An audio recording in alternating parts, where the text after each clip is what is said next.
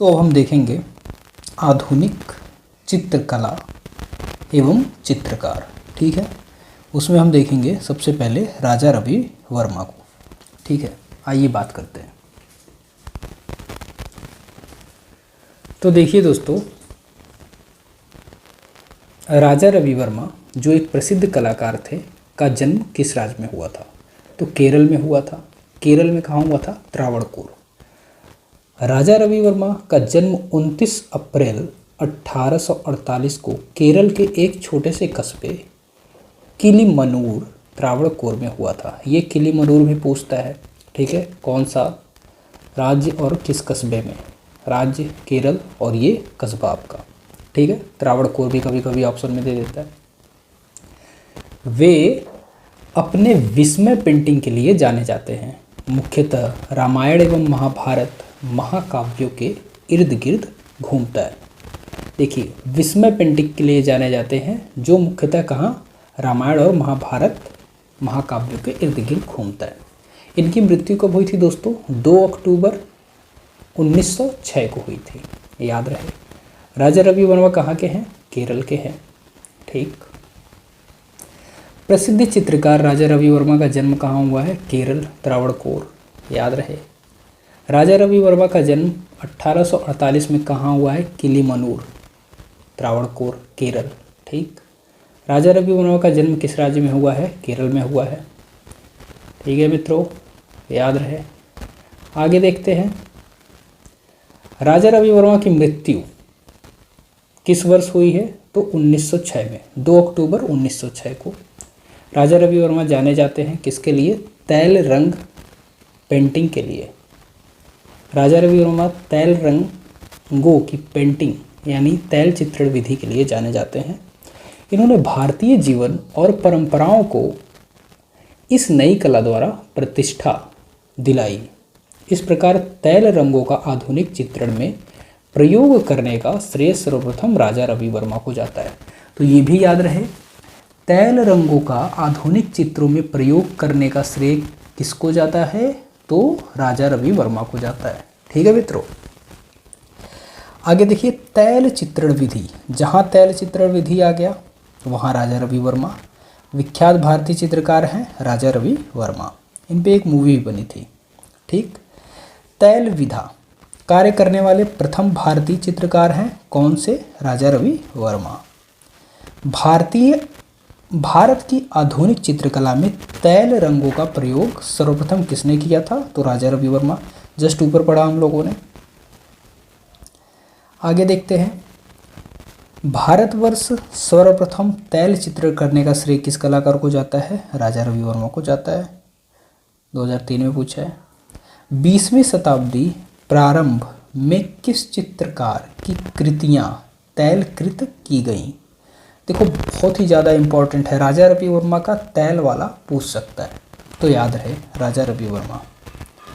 20वीं शताब्दी के प्रारंभ में राजा रवि वर्मा ने यूरोपीय चित्रकला और तैलीय चित्रों की तकनीकी से प्रभावित होकर, किससे? यूरोपीय चित्रकला और तैलीय चित्रों की तकनीकी से प्रभावित होकर के, ठीक है,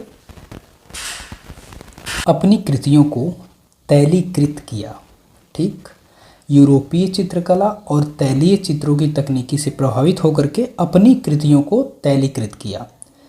रवि वर्मा के जीवन पर बॉलीवुड डायरेक्टर केतन मेहता ने रंग रसिया फिल्म का निर्माण किया है। कौन सा फिल्म भाई? रंग रसिया। किसके ऊपर है? राजा रवि वर्मा। कौन डायरेक्टर है? केतन मेहता। राजा रवि वर्मा किस कला के लिए प्रसिद्ध हैं? तो चित्रकला के लिए। राजा रवि वर्मा चित्रकला के लिए प्रसिद्ध हैं। विदेशी चित्रण पद्धति, यूरोपीय चित्र शैली जिसको कहते हैं, विदेशी चित्रण पद्धति, यूरोपीय चित्र शैली और तैलीय चित्र शैली की चित्रकला बनाते थे। राजा रवि वर्मा यूरोपीय शैली में भारतीय विषयों पर चित्र बनाने वाले पहले कलाकार थे। कौन से भाई? यूरोपीय शैली में भारतीय विषयों पर चित्र बनाने वाले पहले कलाकार थे। याद रहे, यूरोपीय शैली में भारतीय विषयों पर चित्र बनाने वाले पहले कलाकार थे। कौन? राजा रवि वर्मा। ठीक है, आगे इन्होंने थियोडोर जेन्सन नामक डच चित्रकार से यूरोपीय शैली की चित्रकारी की शिक्षा ली थी। ये बहुत ही इम्पोर्टेंट है। थियोडोर जॉनसन ये कौन थे भाई? डच चित्रकार थे। उनसे किसकी शिक्षा ली थी? यूरोपीय शैली की। ठीक है दोस्तों, आगे इनकी चित्रकला पौराणिक, धार्मिक और राष्ट्रीय भावना से प्रेरित होती है या प्रभावित होती है। विख्यात चित्रकार राजा रवि वर्मा तैल चित्रकला सीखी किससे? Theodore Johnson. अभी यहाँ हमने देखा थियोडोर जॉनसन। ठीक है, ये डच चित्रकार थे। आगे देखिए, उस चित्रकार का नाम बताइए जिन्होंने यूरोपीय शैली में भारतीय विषयों पर चित्र बनाए। राजा रवि वर्मा अभी ऊपर ही हम लोगों ने पढ़ा। अगला, ठीक है, विदेशी चित्रण पद्धति के प्रथम भारतीय चित्रकार राजा रवि वर्मा। ठीक, रवि वर्मा जाने जाते हैं पौराणिक चित्रों के लिए, महाभारत, रामायण, यही सब। राजा रवि वर्मा के चित्रों का विषय क्या था? पौराणिक। यूरोपियन शैली से प्रभावित परंतु भारतीय विषयों को चित्राधार मानकर कार्य किया राजा रवि वर्मा। अभी ऊपर हमने पढ़ा। राजा रवि वर्मा ने भारत में सर्वप्रथम स्थापित किया क्या? ओलियोग्राफी प्रेस। ठीक है, ओलियोग्राफी। देखिए यहाँ पर दोस्तों, राजा रवि वर्मा 1884 में ओलियोग्राफी प्रेस खोली। लोथोग्राफी प्रेस के नाम से जाना जाता था। इसे किस नाम से? लोथोग्राफी प्रेस के नाम से जाना जाता था।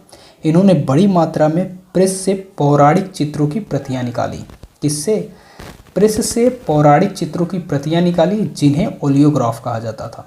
तो ये क्वेश्चन पूछ सकता है आपसे कि जो पौराणिक चित्रों की प्रतियां थी उन्हें क्या कहा जाता था? ओलियोग्राफ कहा जाता था। ठीक है दोस्तों, किस चित्रकार के चित्र रंगमंच से युक्त हैं? तो राजा रवि वर्मा के। राजा रवि वर्मा महान भारतीय चित्रकार थे। वे तत्कालीन भारतीय सिनेमा, थिएटर तथा प्रसिद्ध भारतीय कैलेंडर आर्ट से प्रभावित थे। उन्होंने भारतीय पौराणिक कथाओं, संस्कृत, शास्त्रीय साहित्य जैसे चित्रों का चित्रण किया। देखिए क्या कह रहा है, कौन कौन सी पौराणिक कथाओं में? जैसे संस्कृत, शास्त्रीय, साहित्य जैसे चित्रों का चित्रण किया।